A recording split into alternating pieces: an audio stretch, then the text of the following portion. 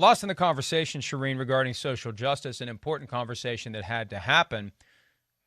What's happening with the Washington football team? The number after the Washington Post article from Wednesday of former female employees who claim sexual harassment endured while working for the organization is now at 42 and counting.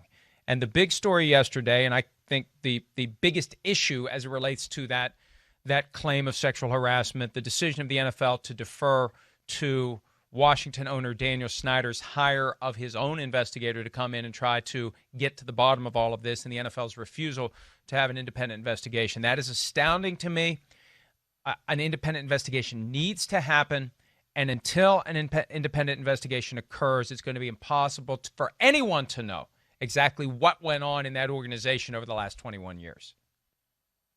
This is at least as bad as what happened in Carolina with Jerry Richardson, if not worse. And they did do an independent investigation. And Jerry Richardson ended up making it easy on him because he walked away before that investigation was complete. But if you did that at Carolina, why aren't you doing this at Washington? I'm flabbergasted that the league is not doing its own investigation, that they don't probably suspend Dan Snyder at this point until there is some conclusion to the investigation. They repeatedly say, including Roger Goodell, they repeatedly say that we hold those that are coach, GMs, owners to a higher standard than the players. If there's a higher standard, then put him on the commissioner exempt list and do an investigation, because that's what they would do with a player if he was involved in some of this.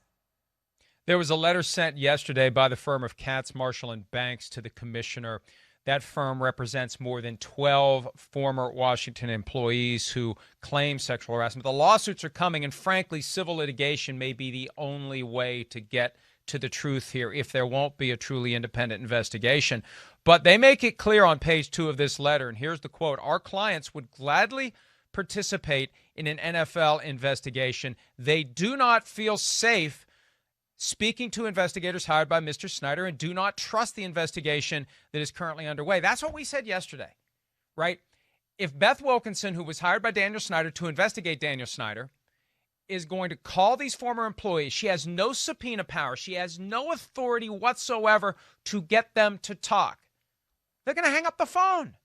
We're not going to talk to the investigator who's been hired by Daniel Snyder and who may have the agenda of twisting our words in a way that minimizes the impact, potentially on a liability perspective of what may happen or what the consequence may be to Daniel Snyder. No, they're not going to cooperate with her. They are far more likely to cooperate with the NFL, and that's what this letter makes clear. And, I don't know what the NFL is going to do about it, and I know the NFL's got its hands full, but, Charean, this seems like the easiest problem for the NFL to fix right now: hire an independent investigator. Yeah, it's simple. Hire the investigator, suspend Dan Snyder until you come up with the results. It's not that hard, but they're making it harder than what it is. And he claims he's been hands off. That's one of his defenses. Don't blame me. If you're hands off, suspending him during the investigation means nothing to the team if you're hands off. So we'll see how that plays out. It's an important topic that can't get lost in everything else we're discussing. Hi, I'm Mike Tirico, and thanks for watching. Make sure to hit subscribe for the latest news and highlights from NBC Sports.